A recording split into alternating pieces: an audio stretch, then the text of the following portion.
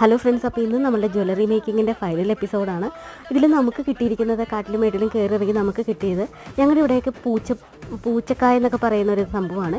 ഇതിൻ്റെ യഥാർത്ഥ പേര് വൈജയന്തി പ്ലാന്റ് എന്നാണ്. അതിൻ്റെ കായാണ് നമ്മൾ എടുത്തിരിക്കുന്നത്. അപ്പോൾ നമ്മൾ കുറച്ച് ജംറിങ്സും ഹെഡ് പിൻസും അങ്ങനത്തെ ഐ പിൻസും ഒക്കെ എടുത്തിട്ടുണ്ട്. അതുകൊണ്ടാണ് ഈ ജ്വല്ലറി ഉണ്ടാക്കുന്നത്. നമ്മുടെ മുന്തിരിക്കൊലയുടെ ഒരു സ്റ്റൈലിലാണ് നമ്മളിത് ഉണ്ടാക്കുന്നത് കേട്ടോ. അപ്പോൾ അതിന് വേണ്ടിയിട്ട് നമ്മുടെ ഹെഡ് പിന്ന് വെച്ചിട്ട് ഇതിൻ്റെ അകത്തൊരു നാരുണ്ടാവും, അത് വലിച്ച് കളഞ്ഞു കഴിഞ്ഞാൽ നമുക്കതിൻ്റെ ഹോളായി കിട്ടും.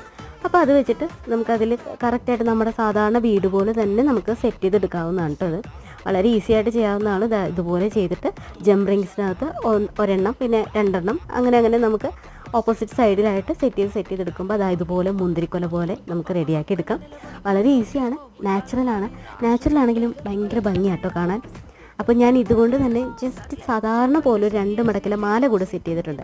അപ്പോൾ ഇഷ്ടപ്പെട്ടാൽ പറയണേ.